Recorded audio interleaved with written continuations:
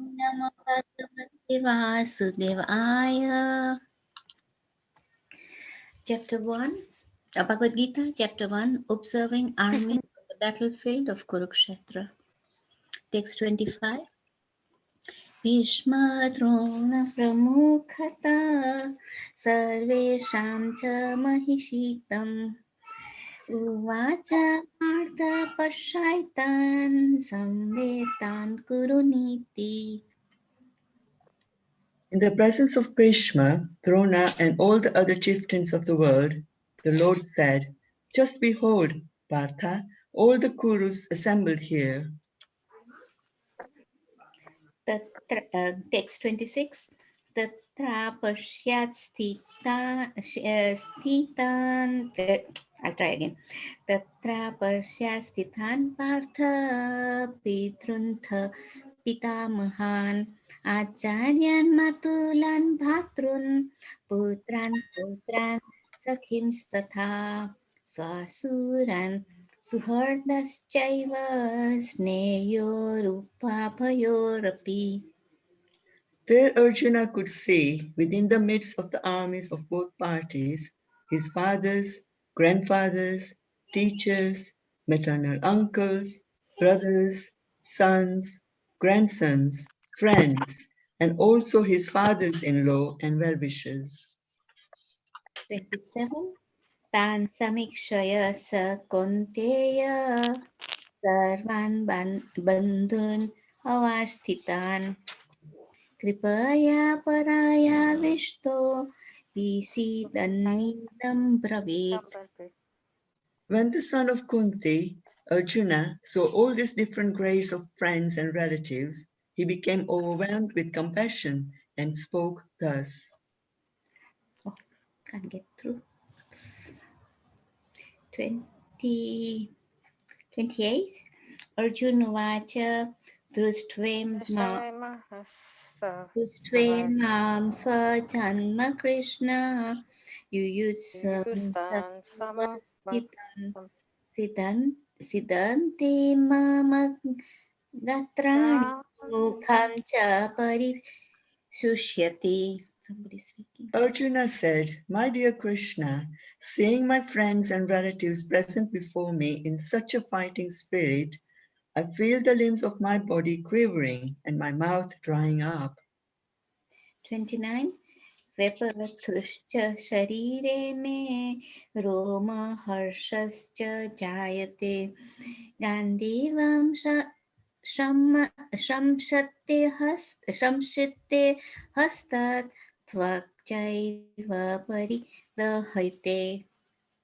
My whole body is trembling, my hair is standing on end, my bow Gandiva is slipping from my hand, and my skin is burning. 30. Na shaknomiya avasthatum Brahmativa cha me mana Nimitani cha pashyami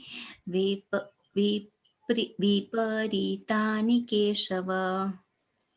I am now unable to stand here any longer. I am forgetting myself, and my mind is reeling. I see only causes of misfortune, O Krishna, killer of the Kasi demon. 31. Na cha shreyo nupashyami hatva janamahave na kangshe vidyayam Krishna na cha rajyam sukhani cha. I do not see how any good can come from killing my own kinsmen in this battle. Nor can I, my dear Krishna, desire any subsequent victory, kingdom, or happiness. 32 to 35. Kim no rajyena govinda kim bhoge jivitena va yashamarthe kangshitam no rajyam bhoga sukhani cha ta ime vasthita yuddhe pranamastyatva tanani cha Acharya Pitara Putras Tathaiva Cha Pitamaha. मातुला सशुर अपौत्र श्याला सम्बन्धिनस्तथा एतान्न हन्तुम् इच्छामि ज्ञातोऽपि मधुसूदन अपि त्रैलोक्य राज्यस्य हेतो किं नु मही कृते निहत्य भारतराष्ट्रान्न का प्रीतिस्य Janardan.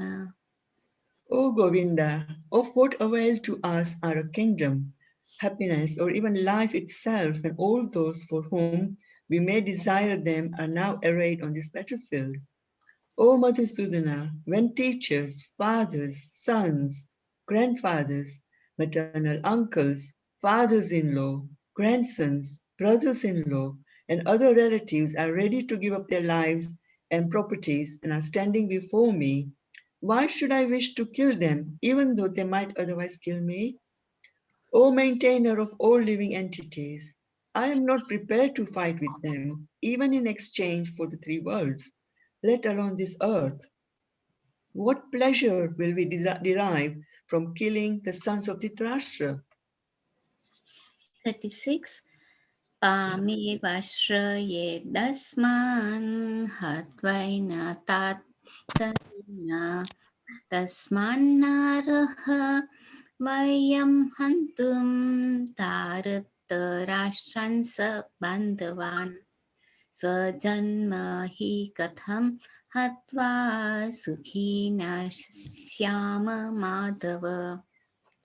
Sin will overcome us if we slay such aggressors. Therefore, it is not proper for us to kill the sons of Dhritarashtra and our friends. What should we gain, O Krishna, husband of the goddess of fortune? And how could we be happy by killing our own kinsmen? 37 and 38. यद्यपि एतेन पश्यन्ति लोभोपहात्येत स कुलक्षय कृतं दोषं मित्रद्रोणे च पातकं कथं न ज्ञेयं समाभि पापादस्मान्निवर्तितं कुलक्षयकृतं दोषं प्रपश्यद्भिर्जनार्दन. O Janardana, although these men, their hearts, overtaken by greed, see no fault in killing one's family or quarreling with friends, why should we, who can see the crime in destroying a family, engage in these acts of sin? 39. कुलक्षय प्रणाशयन्ति कुलधर्मा सनातन धर्मे नष्टे कुलं कृत्स्नम् अधर्मो हि उत. With the destruction of dynasty, the eternal family tradition is vanquished, and thus the rest of the family becomes involved in irreligion. 40. अधर्माभिभावात् Krishna प्रदुष्यन्ति कुलस्त्रिय स्त्रीषु दुष्टासु वार्ष्णेय जायते जायते वर्णशङ्कर. When irreligion is prominent in the family, O Krishna, the women of the family become polluted, and from the degradation of womanhood, O descendant of Vrishni, comes unwanted progeny. 41. Shankar नरकायैव कुलघ्नानां कुलस्य च पतन्ति पितरो हयेषां लुप्तपिण्डोदकक्रिया. An increase of unwanted population certainly causes hellish life both for the family and for those who destroy the family tradition. The ancestors of such corrupt families fall down because the performances for offering them food and water are entirely stopped. 42. दोषेरेते कुलज्ञानं वर्णसङ्करकारकै उत्सादयन्ते जातिधर्मा कुलधर्माश्च शाश्वत. By the evil deeds of those who destroy the family tradition and thus give rise to unwanted children, all kinds of community projects and family welfare activities are devastated. 43. उत्सान्कूलधर्माणां मनुष्याणां जनार्दन नरके नियतं वासो भवत्तत्य अनुशुश्रुमा. O Krishna, maintainer of the people, I have heard by disciplinic succession that those who destroy family traditions dwell always in hell. 44. अहो बत महत् पापं कर्तुं व्यावसित वसित वयं यद्राज्यसुखलोभेन हन्तुं स्वजन्म उद्यत. Alas, how strange it is that we are preparing to commit greatly sinful acts. Driven by the desire to enjoy royal happiness, we are intent on killing our own kinsmen. 45. यदि मामप्रातिकारम् अशास्त्रं शास्त्रपाणय तारतराष्ट्रारणे हन्युस्तन्मे क्षेमतरं भवेत्. Better for me if the sons of Dhritarashtra, weapons in hand, were to kill me unarmed and unresisting on the battlefield. 46. Sanjay Uvacha Evam Muktavarjuna Sankhye Rathopastha Upa Vishad Vishrutya Sharam Chapam Shoka Samvigna Manasaha. Sanjaya said, Arjuna, having thus spoken on the battlefield, cast aside his bow and arrows and sat down on the chariot, his mind overwhelmed with grief. Hare Krishna. Hare Krishna, thank you. Thank you. Thank you very much, Yashini Mataji and Vishalini Mataji, for your beautiful recitation. Really appreciate that. Okay, so if we go to today's verse, is 1.36, chapter 1st, 36 verse. We just read through that verse, but I'll just read it again. I'll share my screen once again.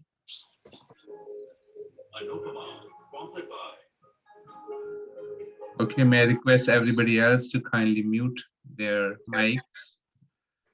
It'll be very helpful for everybody else. Thank you. Okay, so as chapter 1st, 36th verse.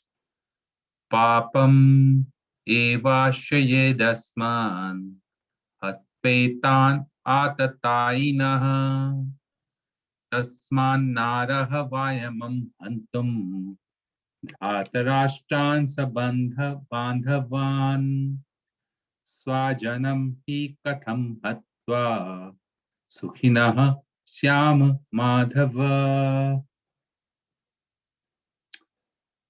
Translation: sin will overcome us if we slay such aggressors. Therefore, it is not proper for us to kill the sons of Dhritarashtra and our friends. What should we gain, O Krishna, husband of the goddess of fortune? And how could we be happy by killing our own kinsmen? Purport by His Divine Grace, Srila Prabhupada. Srila Prabhupada Ki Jai. According to Vedic injunctions, there are 6 kinds of aggressors: a poison giver, one who sets fire to the house, one who attacks with deadly weapons, one who plunders riches, one who occupies another's land, and one who kidnaps a wife. Such aggressors are at once to be killed, and no sin is incurred by killing such aggressors. Such killing of aggressors is quite befitting an ordinary man. But Arjun was not an ordinary person. He was saintly by character, and therefore he wanted to deal with them in saintliness. This kind of saintliness, however, is not for a Kshatriya. Although a responsible man in the administration of a state is required to be saintly, he should not be cowardly. For example, Lord Ram was so saintly that people, even now, are anxious to live in the kingdom of Lord Ram, Ramarajya. But Lord Ram never showed any cowardice. Ravan was an aggressor against Ram because Ravan kidnapped Ram's wife, Sita. But Lord Ram gave him sufficient lessons, unparalleled in the history of the world. In Arjuna's case, however, one should consider the special type of aggressors, namely his own grandfather, own teacher, friends, sons, grandsons, etc. Because of them, Arjun thought that he could not take the severe steps necessary against ordinary aggressors. Besides that, saintly persons are advised to forgive. Such injunctions for saintly persons are more important than any political emergency. Arjuna considered that rather than killing his own kinsmen for political reasons, it would be better to forgive them on grounds of religion and saintly behavior. He did not therefore consider such killing profitable simply for the matter of temporary bodily happiness. After all, kingdoms and pleasures derived therefrom are not permanent. So why should he risk his life and eternal salvation by killing his own kinsmen? Derived Arjuna's addressing of Krishna as Madhava, or the husband of the goddess of fortune, is also significant. In this connection, he wanted to point out to Krishna that as the husband of goddess of fortune, he should not introduce Arjuna to take up a matter which would ultimately bring about misfortune. Krishna, however, can never bring misfortune to anyone, to say nothing of his own devotees. Papam evashayad asman attitan atatainah tasman naraha vayam hantum dhatarashtrashchand bandhavan swajanma hi katham hatva sukintashyama madhava. Om Agyanam Timirindasya Gyananjana Chakshurun Militam Yena Tasmai Shri Gurave Namaha. Shri Chaitanya Manobhishtam Stapitam Yena Bhutale Swayam Rupa Kadamayam Dadati Sapadantikam Vandeham Shri Guru Shri Utapad Kamalam Shri Gurum Vaishnavamscha Shri Rupam Sagrajatam Tehgana Raghunathanvitam Tam Sajivam Sadvaitam Savadutam Parijana Sahitam Shri Krishna Chaitanya Devam Shri Radha Krishna Badam Tehgana Lalita Shri Vishakhanvitamscha He Krishna Karuna Sindhu Deenbandhu Jagatpate Gopesha Gopika Kanta Radha Kanta Namostute तप्त कांचन गौरांगी श्री राधे वृंदावनेश्वरी विश्वभानुसुते देवी प्रणमामि हरि प्रिये वंशा कल्पतरुभ्यश्च कृपा सिन्धुभैव च पतितानां पावनेभ्यो वैष्णवेभ्यो नमो नमः। जय श्री कृष्ण चैतन्य प्रभु नित्यानंद श्री अद्वैत गदाधर श्रीवासादि गौर भक्त वृंदा। हरे Krishna Krishna Krishna Hare Hare Hare Ram Ram Ram Hare Hare. Thank you everybody to come and join us today in this session of Chad. We are on the 36th verse of chapter 1st. A historical moment is coming to pass wherein Arjun is going to show his despondency to Krishna in some way, that how he does not want to fight. And he's beginning that arguments one after another in these shlokas. And one of these shlokas, which we just read, he's talking about Atatainaha. He's saying that uh, the aggressors, these aggressors, Srila Prabhupada is explaining in the purport, they are not ordinary aggressors. Aggressors generally, they are your enemies. And when that is the case, the solution is very easy. You can go and kill them. And was Arjuna not powerful enough to give enough punishment to the aggressors? He was. Single-handedly, he has the power to destroy all the aggressors. However, he was now not agreeing to do that. And for that, we also know that how Krishna is going to see this act of Arjun. He wouldn't see the way Arjun is seeing. Arjun is seeing it from the point of view of being very saintly person.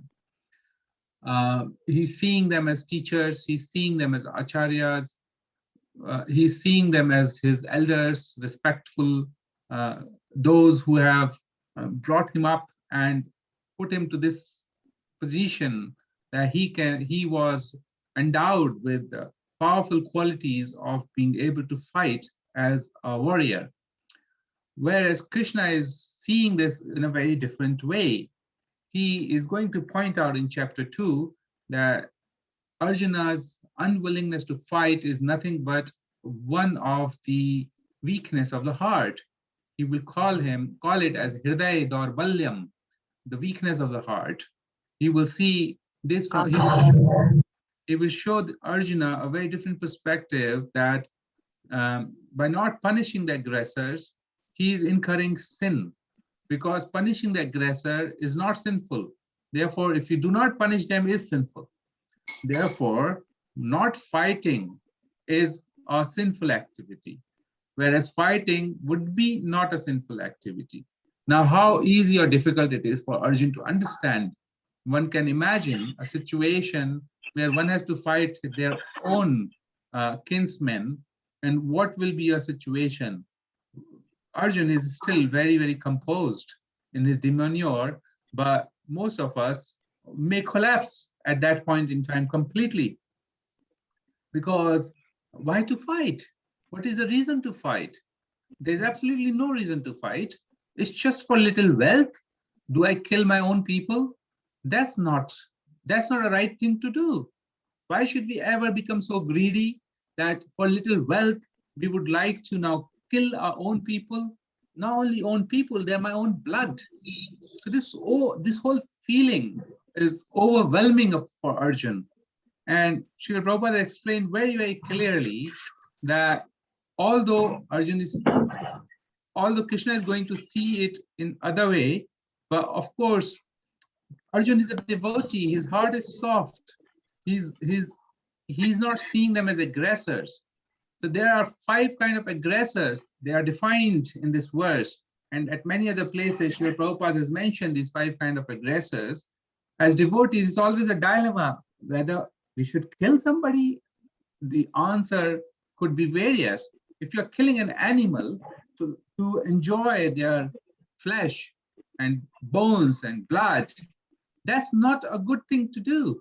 And devotees understand that. And therefore, in the 4 regulative principles, it is considered to be very sinful to eat meat by killing the animals for your own sense gratification or the satisfaction of the tongue.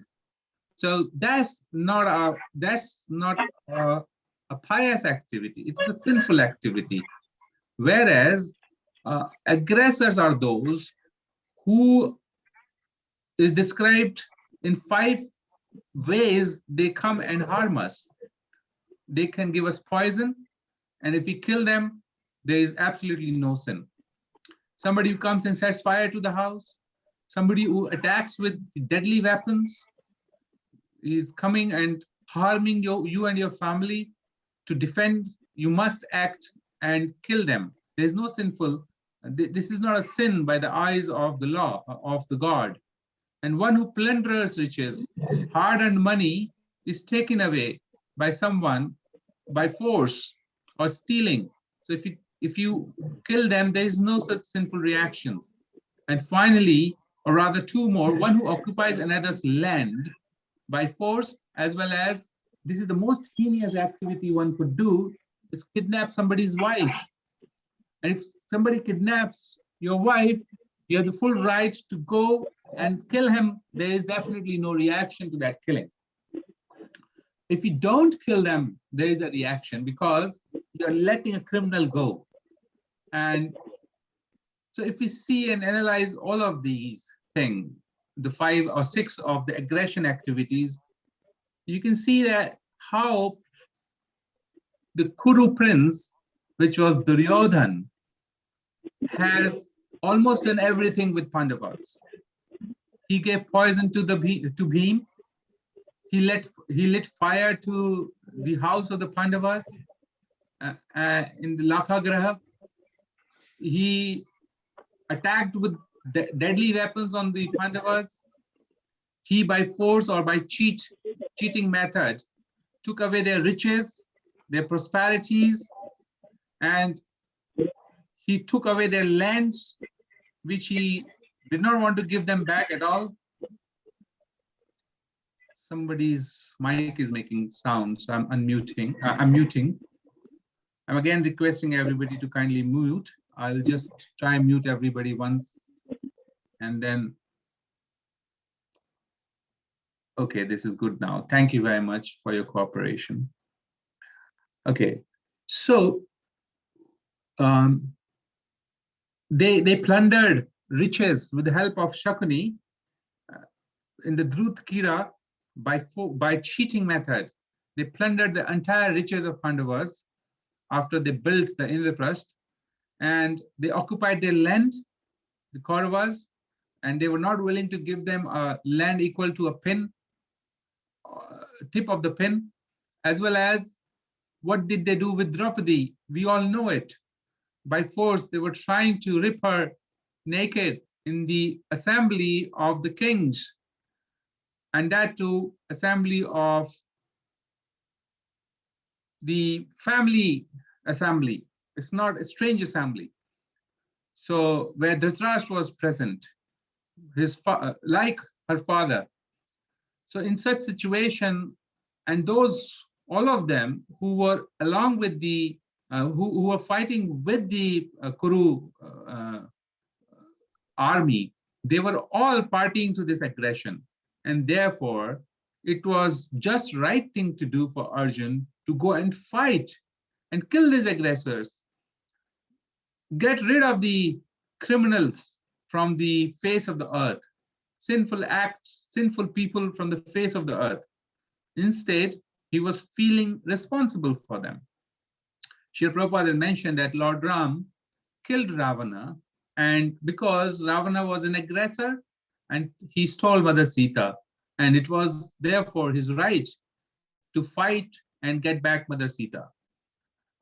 Similarly, I recall the incident in Chaitanya Charitamrita when Jagai and Madhai, they attacked Lord Nityananda. Lord Gauranga could not tolerate this insult to his own expansion, to his own subservient incarnation.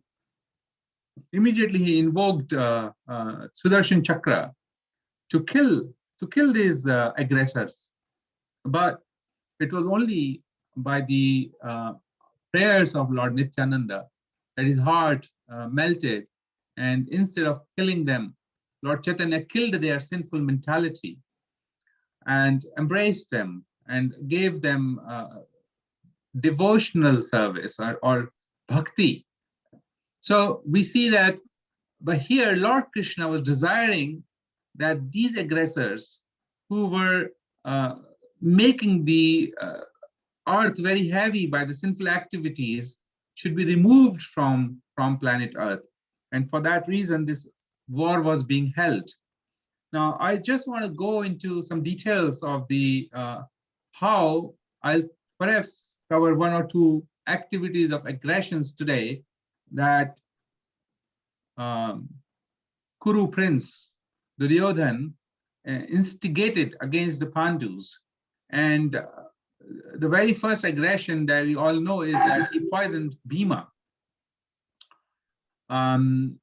It was back in the days that Pandu, the king of the father of the five Pandavas, he left his body in the forest, and finally the five Pandavas were brought back, and Madri was presented herself to the fire as a sati, and then finally Mother Kunti came back with the five Pandavas back to the kingdom, which was now being ruled by Dhritarashtra, the blind king.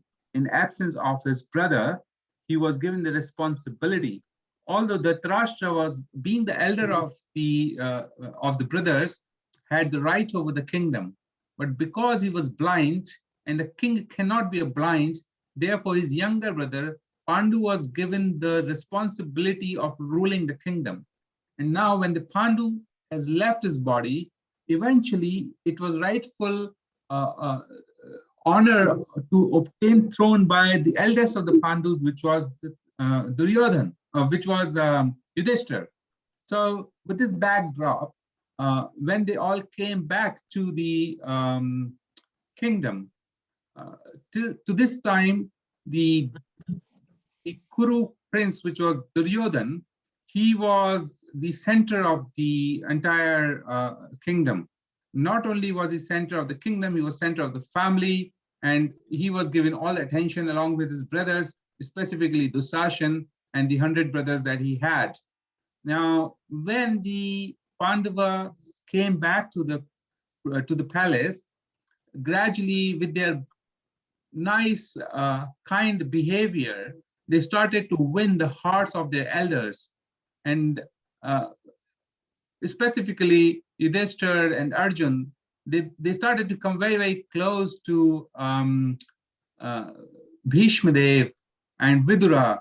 As much as Bhishma loved the loved Pandu, so much he was loving these five Pandavas as well, the son of Pandus. Seeing all of this, the eldest of the Kuru prince Duryodhan, he was feeling a lot of jealousy within himself. And he just could not stand Bhima, because Bhima possessed indefatigable power of his divine father. And he was expert in wrestling, he was expert in fighting, he was just unapproachable. And he would just crack practical jokes and pranks over the Kauravas, and the Kurus, they will just feel very insulted all the time, just envious about it, that how this Bhima is so powerful that he can throw all of them away, and he can eat so much more than 20 or 30 of them could eat together. And gradually Duryodhan became so envious of these five cousins, specifically with Bhima. Just like oil-fed fire, he just couldn't resist Bhima. And like that, one after another day, he will live in humiliation at Bhima's hands. So one day he comes up to his brother Dusashan, and he says, "Dear brother, this Bhima, he is a constant thorn in our side, and he's challenging all of us at once and throw us like pieces of straws, but we cannot do anything about him. Even at eating, he humbles us all by consuming such large quantities. What should we do to check his pride?" So Dusashan was feeling exactly the same thing in his heart. And we know that Shakuni was residing in the palace of Dhritarashtra. He has taken up the residence in Hastinapur primarily because he wanted to revenge with Bhishma Dev, because Bhishma Dev got his sister Gandhari married to a blind man, And because of that one reason, Shakuni, his aim of life, whole sole objective of life became for two causes. One, he would like to see Bhishma suffer. How can he make Bhishma suffer? By making these Pandavas suffer, he'll make Bhishma suffer, because Bhishma is very, very close to Pandavas. And secondly, he will push the cause of Duryodhan to become the prince or the king of Hastinapur. And that way he can defeat completely Bhishma Dev, and he would revenge his sister's insult. You know, Gandhari took a vow to put a blind to her eyes after marriage because her husband cannot see. Therefore, she was devout a follower of her husband, and therefore she decided not to see anything. It was paining. It was paining Shakuni, and Shakuni was very evil and very cunning. It's a very political, diplomatic mind. And Duryodhan took Shakuni as his mentor because Duryodhan knew that go what happens, Shakuni will surely make sure that Duryodhan becomes the king, even if his father himself doesn't want it. So this way, Duryodhan confined into Shakuni and told them this is what is going through. And thereafter, they devised a plan that poison, they should poison Bhima. How should they do it now? So they said, okay, what we can do that we can take them to the riverside on the excuse of some water sports. And when they are there, that time they can give poison to Bhima and throw him in the river and nobody will doubt. And that way they can achieve their objective. So you see this enmity was growing, or enviousness was growing in the heart of the Sashan and Duryodhan so much that they were now to attempt killing of their own cousin, brother, and revenge from him. So this way they all went to the river bank, and of course they were all coming from the kingly family, royal family, and therefore their father arranged a beautiful white marble building which was 7 stories high, in many colored golden flagstaffs were on the roof, and there were dozens of rooms offering all kinds of luxury. Each room was tastefully decorated with tapestries, fine paintings, and all kind of furnishings, really royal with golden cushions. So with so much of royal musicians were there to give them entertainment, dance, and all kinds of entertainment that could be possible for a prince or princess, all the princes. So this way, there was no one to doubt that what is going to happen. And Duryodhan arranged for a huge feast for the Pandavas now. And they were all sitting in the royal building, and Duryodhan chose to sit with Bhima, very close to next to Bhima, and he started to order food from his servants. And when the food was coming, Duryodhan personally mixed the poison with the food. He mixed as much poison as to kill hundreds of men into one food of Bhima. And then he offered the plates to Bhima. He was feigning love and feeding him by his own hands, which he would not do otherwise ever. And Bhima did not suspect anything. He thought it to be natural affection, and as he would eat, he hungrily swallowed all the poisoned items such as cakes and creams and pies and drinks and all other kind of feasts and preparations. So once this all happened, Duryodhana was very happy within, knowing that what is going to happen. So they all went to the riverside and they started playing. They played all day, but Bhima was so energetic, Bhima was so powerful that that poison didn't appear to affect him.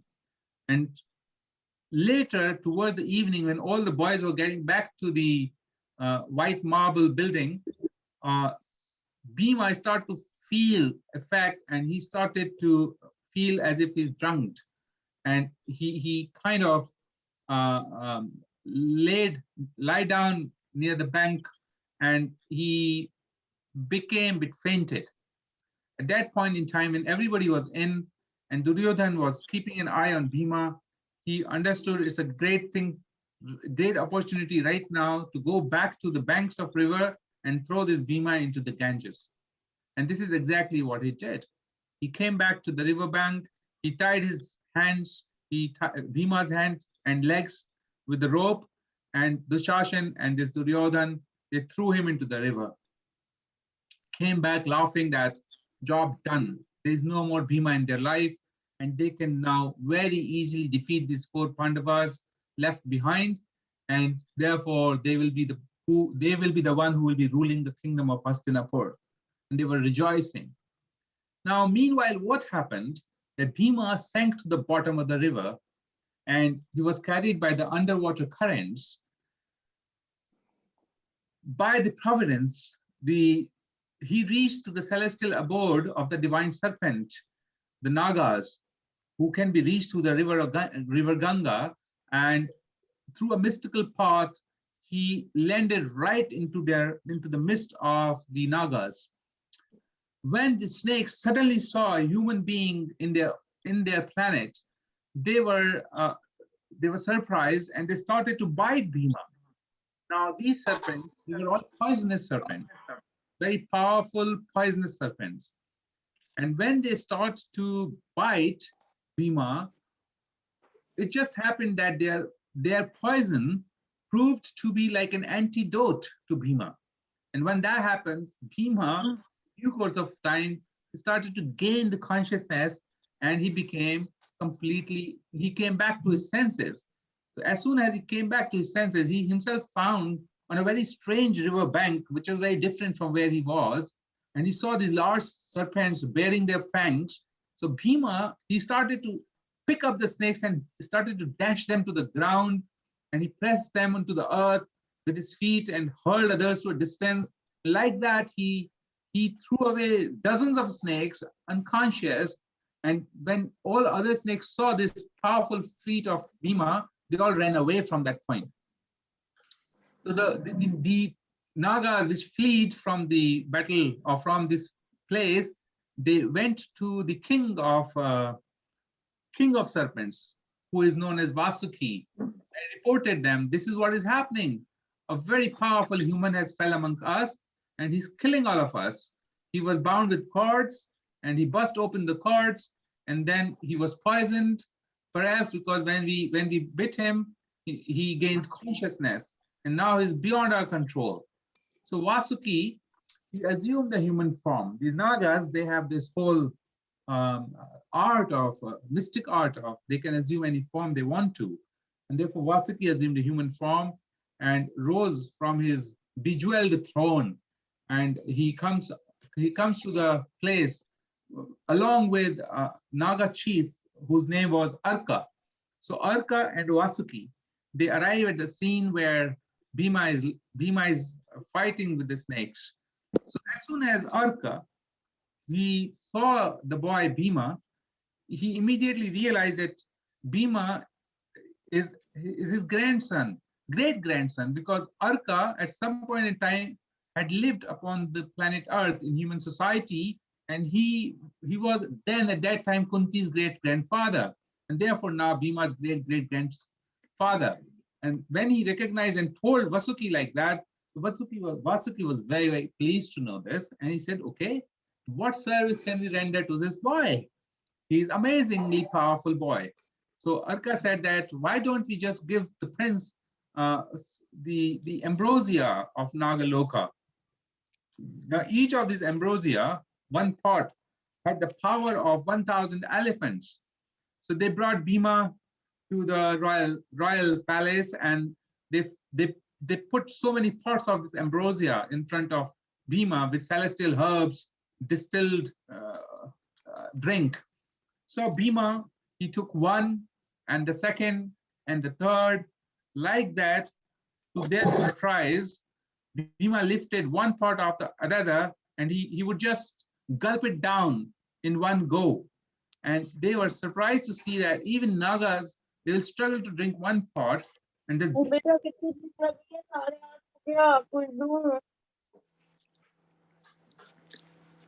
Krishna. Okay, somebody has unmuted themselves, so I'm trying to find out who has. I'm going to mute them. Okay. Now, this Bhima had drunk 8 pots of this divine elixir, each in a single draught. And now he had gained 10,000 elephants' strength. So as he was drinking them, there was an effect on Bhima, and he went into a deep sleep. And for each part, he was sleeping for 1 day. For 8 parts, he slept for complete 8 days. And his body was assimilating all this rasa, or the ambrosia. And when he woke up on the 9th day, he was feeling himself strong beyond measure. The Nagas told him that rasa had given him a strength of 10,000 elephants now, and that he would now be invincible in battle. So Vasuki told Bhima to bathe in the sacred river of Mandakini and then dress himself in white robes and golden ornaments. And then Nagas, they took Bhima, clad it in white silk and golden ornaments through a very mystic way, again from the Ganges back to the banks of Hastinapur. And Bhima was surprised at how within no time he has come back from Nagaloka to the planet Earth on his own kingdom. Now, seeing Bhima arriving back, so Bhima ran back to meet his brothers. Seeing Bhima coming back, the brothers, obviously they were rejoicing, but prior to that, these 8 days, Duryodhana and Dushashan, they were showing a lot of concern. Where has Bhima gone? But secretly, they were rejoicing within their hearts that, okay, Bhima is now dead. There's no Bhima. Where will he come?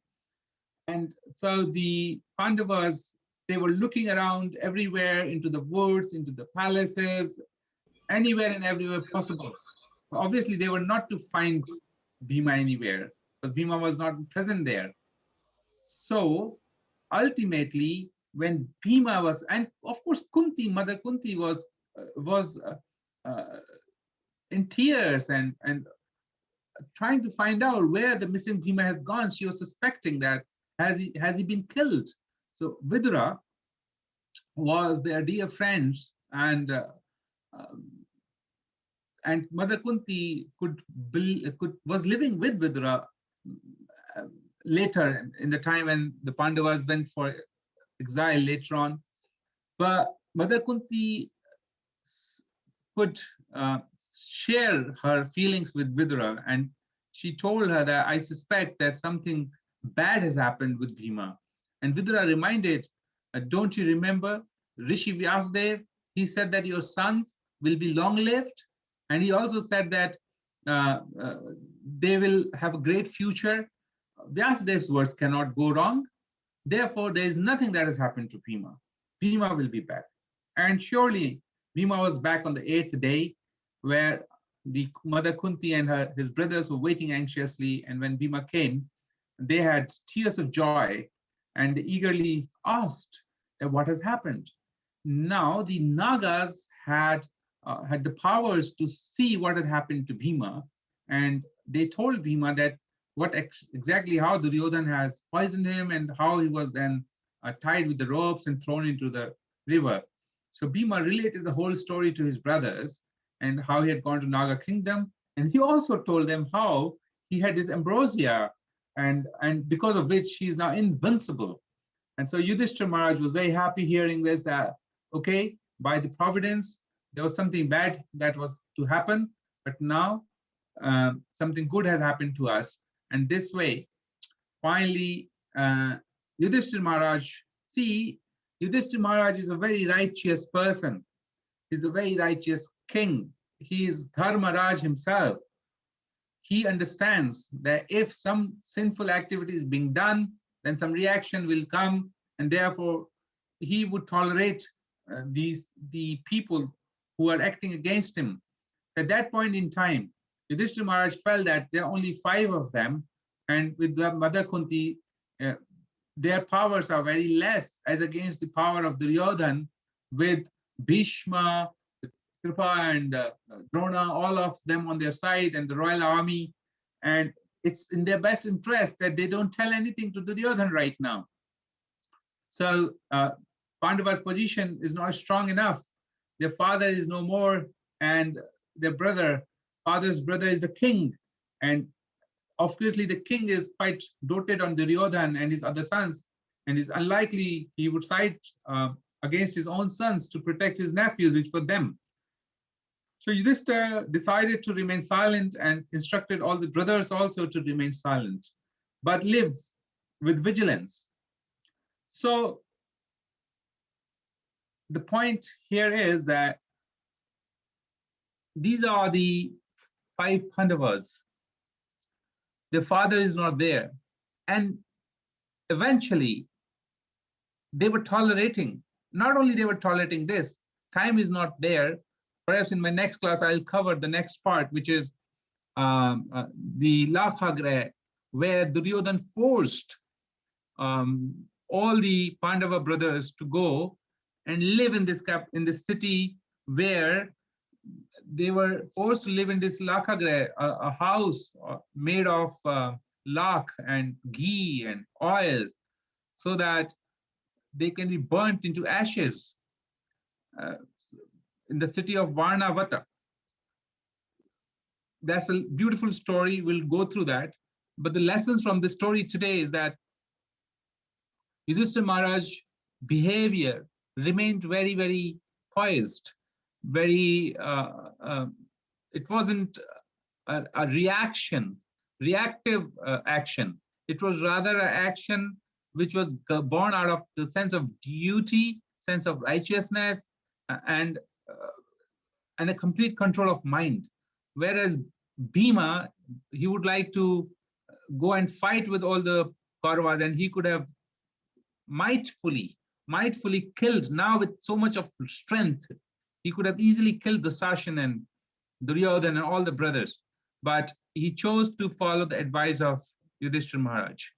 So now in the battlefield, when Arjun is saying that there is no need to fight these aggressors, he is forgetting at this point in time that exactly these people, Duryodhan, etc., who are in the disguise of brothers, but actually is the Kali, his expansion of Kali, they have tried to kill his own brother, and just out of envy, and just to take control of the kingdom. And God himself does not want that control in the hands of these people. And therefore, Arjun was playing a pivotal role here, so that Yudhishthira Maharaj, who is the eldest of the Pandavas, takes the kingdom and run it righteously, as the representation, as king is supposed to be representing God. If king is not godly, then he is not supposed to be in the position of power and authority, because he cannot then represent God in a correct or rightful manner. And therefore, Krishna wanted king to be godly, of his own qualities, who can then take care of all the praja. And therefore, this battle had to happen in this way. And Arjun is expressing that how he cannot fight. And to that, we will see in the future verses how Krishna is going to handle Arjun and explain to him what he needs to do. So in our perhaps next classes, whenever my turn is next Thursday, we'll talk about the other aggression stories of envious Duryodhan against dutiful, peaceful, kind-hearted Pandavas. All the pastimes of that we'll try cover as much as possible. For now, I would say it's 2041, 841. If there is any comment, any question, I'm referring to Krishna Dharma Prabhu's Mahabharat. Please feel free to read that. It's on Veda base, and you will find all these amazing pastimes in that book there. Hare Krishna. Anybody has any question or comment?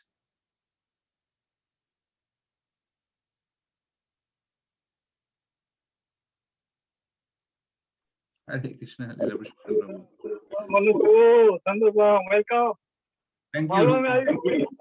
are we fortunate to have your association in London?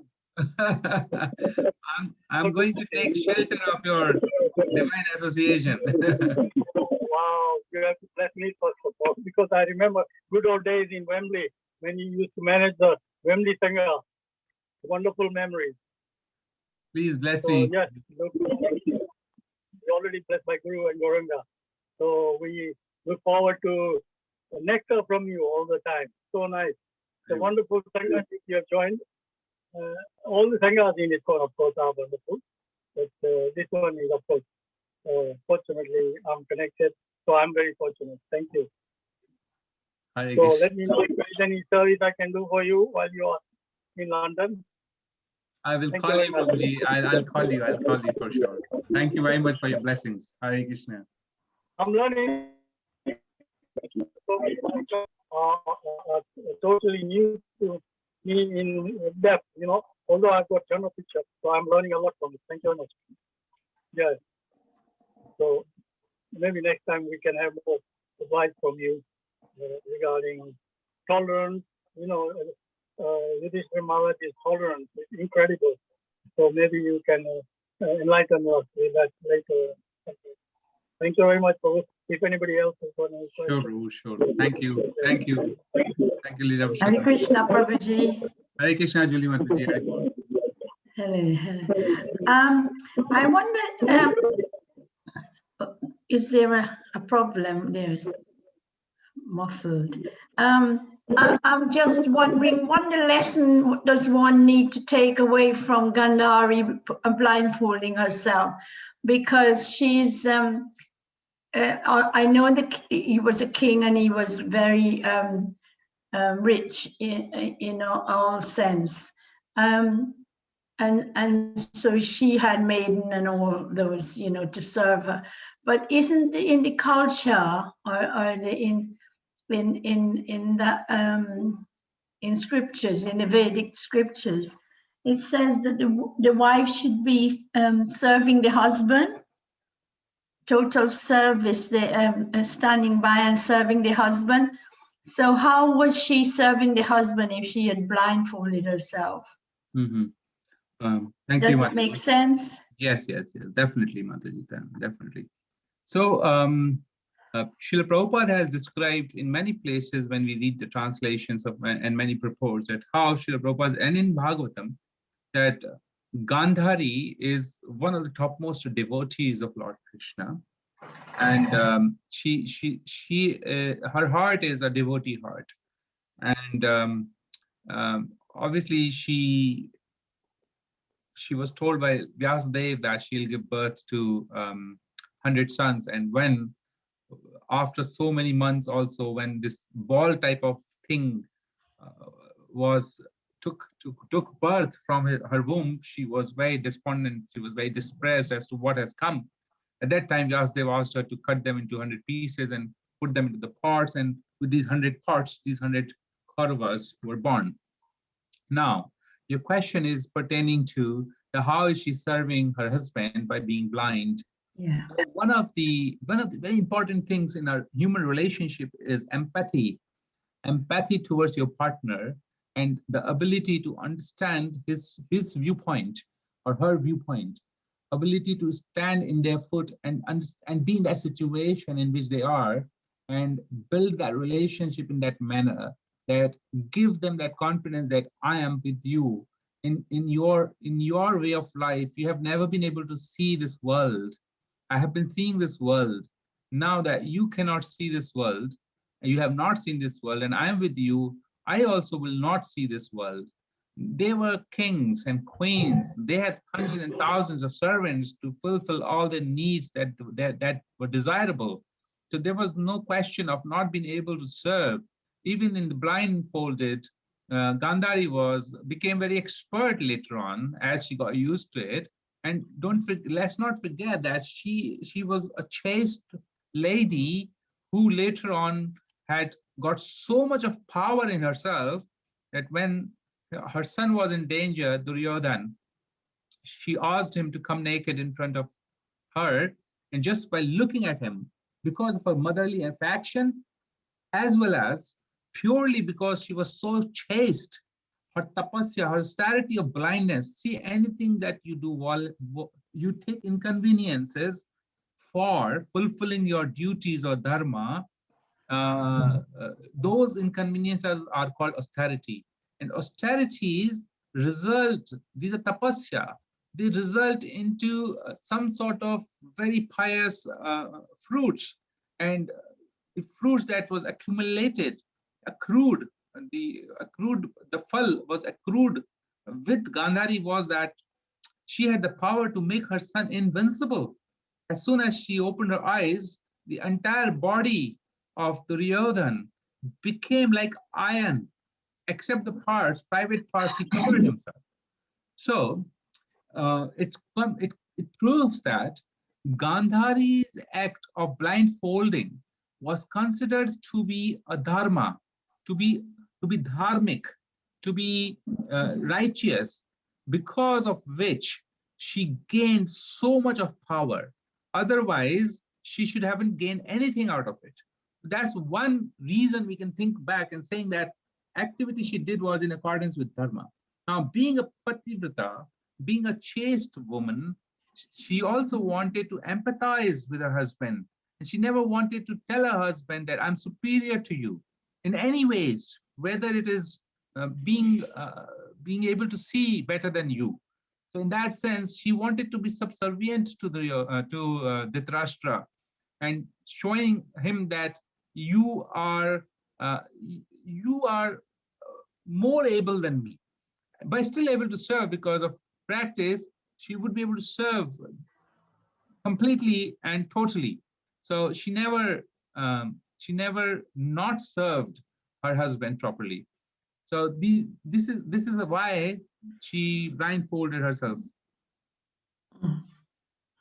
Absolutely makes sense. Yes, thank you in that way, the spiritual way, and the empathy to not let him feel, you're missing anything in a way. Yeah. She's always behind him. Thank you. That's really good. Thank you. Thank you. Hare Krishna, Manu Prabhu. Krishnananda ji, Dandavat Pranam. Dandavat Pranam to you, Prabhu. Prabhu, as I have one question. As you were saying, the Atataina, the aggressors, if somebody, we are allowed to kill them, right?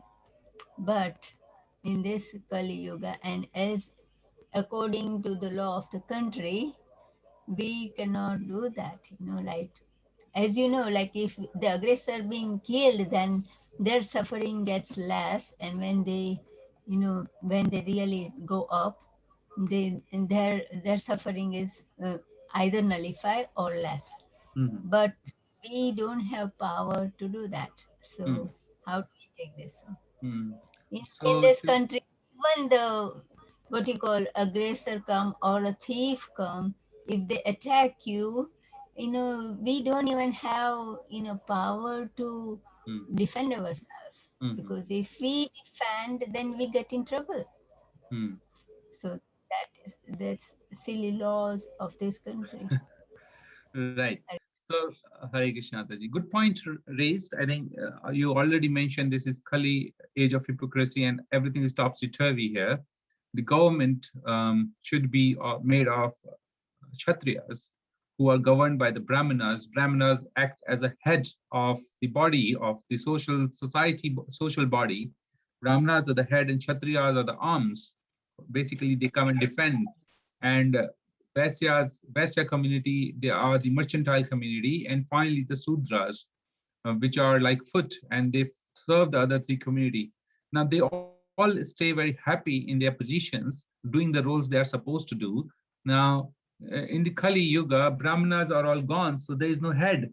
So headless society is now being ruled by Shudras themselves, and the arms, which are Kshatriyas, there are no Kshatriyas remaining to protect Dharma. And a little bit whatever Kshatriyas are, so-called Kshatriyas, they are ill-guided by the Sudra politicians and definitely leading the entire society to hell. And this is what we see in the current scenario. Now, still there provision that if somebody attacks you, at least you can call the government agents like police and defend yourself in that way. If you can't defend yourself, because A, we are not Kshatriyas, we are not trained to defend ourselves. Mostly aggressors should be punished by the Kshatriya community, administrators, and they would take care of this. So even Sudras, they do not have the power to defend themselves, and therefore Sudras and all the Vaisya community, they will give taxes to Kshatriya community that please protect us. We feel protected under your shelter. You protect us. In return, we'll give you taxes. And that way, Kshatriya, they will rule the kingdoms. But because they are very powerful, because they are very high mode of passion, they need to be controlled. If they are not controlled, then they will take control. They may do things which are not very useful for society. Therefore, they were always controlled by Brahmanas' education and knowledge of Vedas and Shastras. So given that this structure of the society, which is Varna ashram system, is completely destroyed, so to say, we are in this very unfortunate situation. And what can we still do? We can, if we have the power, and if somebody is killing, then we have to defend ourselves, of course. We can't just then say, oh, let me call police.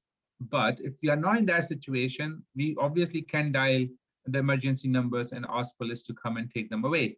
So that way we are not incurring any sin in any way.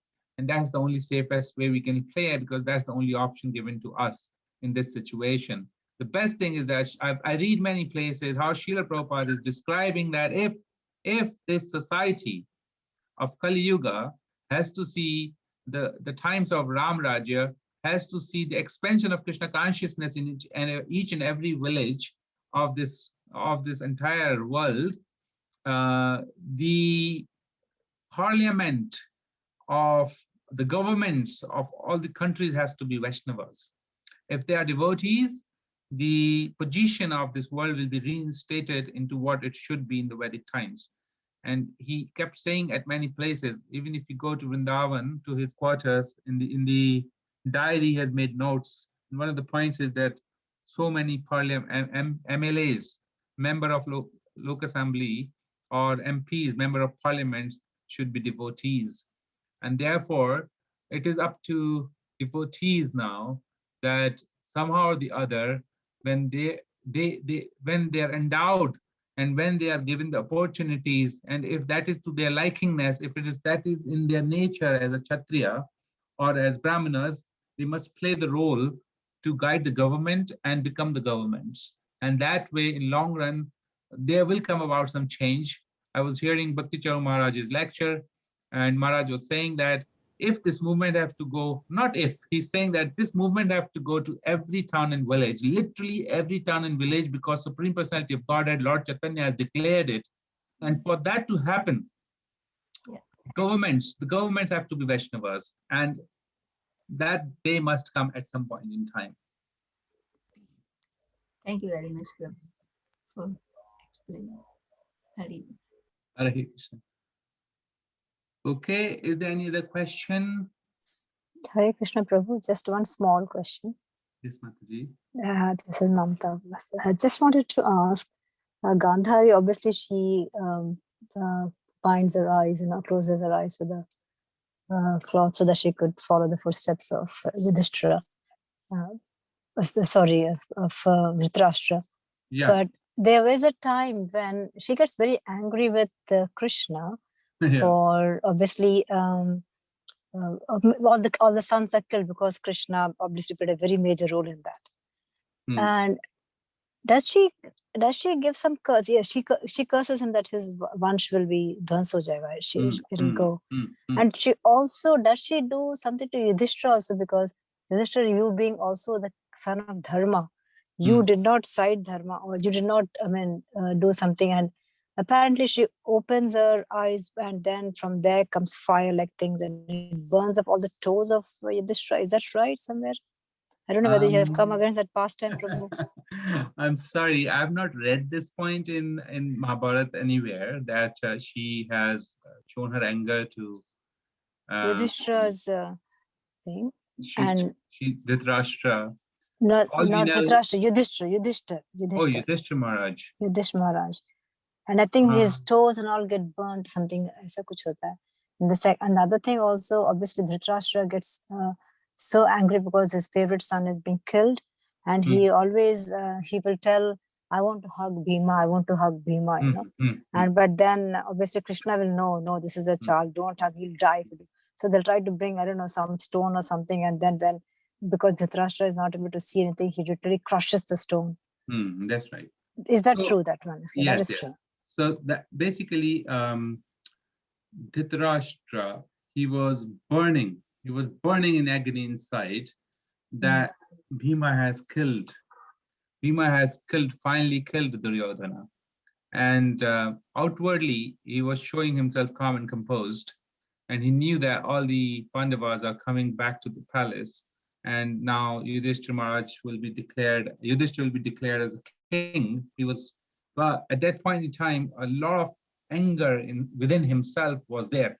Now, Dhritarashtra was a very, very powerful personality too.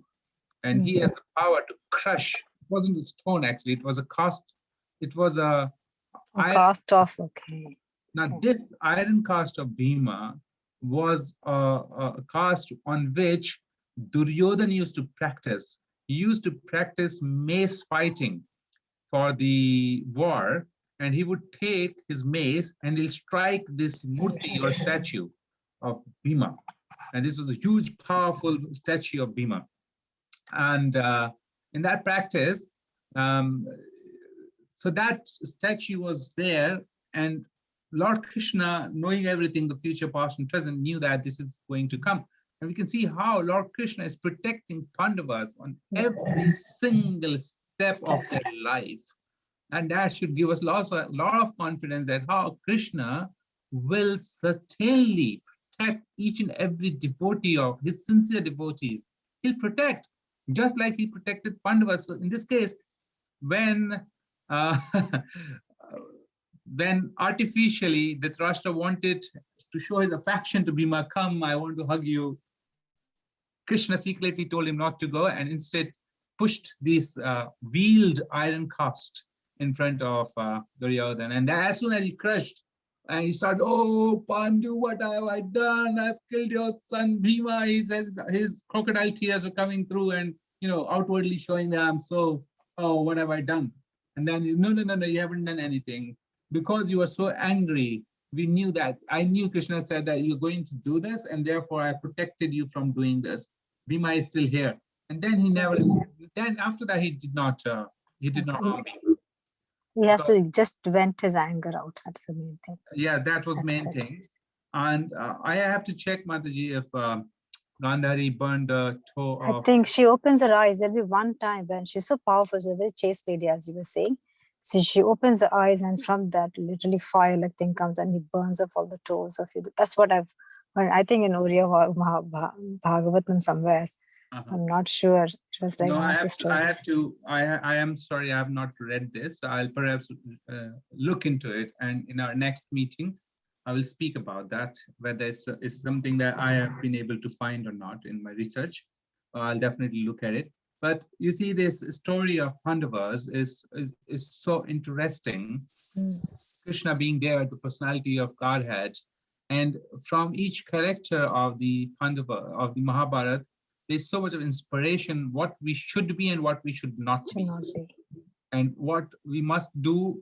For example, if you just read character of, like Leela Purushottam Prabhu just mentioning about the righteousness of Yudhishthira, even just imagine that I have all the power to crush the enemy. Still I can't do. In front of my eyes, they are unwrapping my own wife, chaste wife, who is also a devotee of Krishna, who is born of Agni. She's divine. And still, I'm not doing anything, neither I'm letting my brothers to do anything. And let things happen the way they're happening.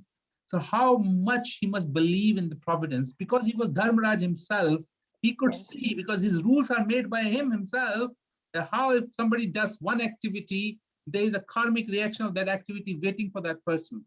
And he was always aware about these subtle facts, and therefore he will remain always calm. He will act on righteousness. Because of that, when they were in the Vanvas, a lot of sages will come to Pandavas and they will tell that there's nothing to worry about you all because you don't do any sinful activity.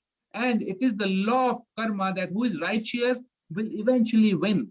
And therefore, you will win the war without a doubt. And therefore, acting on righteousness over everything else has to be preferred because the results are always very, very pious. So, beautiful lessons that we can learn from I life think of Mr. Maharaj. that's also one aspect, obviously, because he's very righteous. He can't do anything sinful. He did only one sinful thing about Ashwatthama, Nara. But the other thing, what happens in the game of dice, they were lost. So he didn't have any powers at all, was it not? That's why he couldn't act, maybe, because he lost himself. He lost himself first, or did he lose the?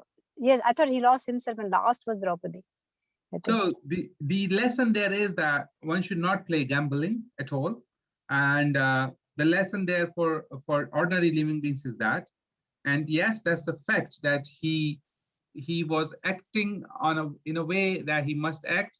But we know that how Shakuni has played uh,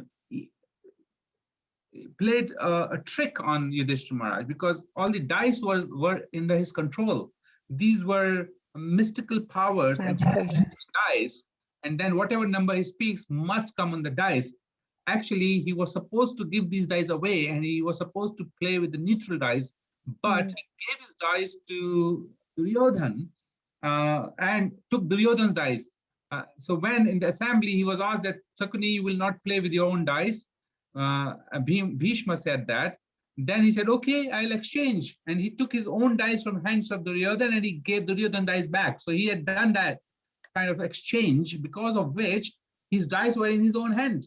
And therefore, he was tricking Yudhishthira Maharaj. And prior to that, in the Indraprasth, he did not place to his full potential and let the Yudhishthira Maharaj win over again and again. And so Yudhishthira Maharaj had the full confidence that I can easily defeat Shakuni. So he was playing these kind of tricks so that eventually his goal was to ensure that they could strip naked Draupadi in the assembly, just not the wealth and power. How genius is that? Yes. And also, I think the dice also, Shakuni, that's again a previous pastime where it's the bones of somebody, I don't know who's is related to that, and then Ishta dice it was, isn't it? Something of that sort. Yes. Yes. Thank you, Prabhuji, for all the beautiful pastimes. Absolutely. I think chapter 1 will give us a lot of opportunity to discuss many of these. As we come through, we will continue to do that. But thank you, everybody, for their time. It's already 9:04, so I'll take leave of everybody and we'll just say Vaishnav Pranams. Kalpatarubhasya kripasinduvadevacha pavanebhyo Vaishnavebho namo namaha Chaitanya Prabhu Nityananda Shri Advaita Gadadhar Shivasari Gaura Bhakta Vrinda Hare Krishna Krishna, Krishna Krishna Krishna Hare Hare Hare, Hare Hare Rama Rama, Hare Rama Rama Rama, Rama Rama Rama Rama, Hare Govinda Hare Ki Jai. Jai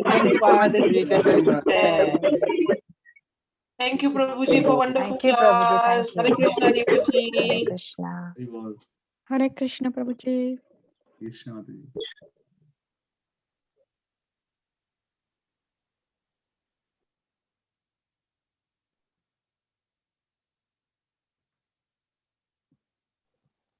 Hare Krishna, Prabhu. Hare Krishna.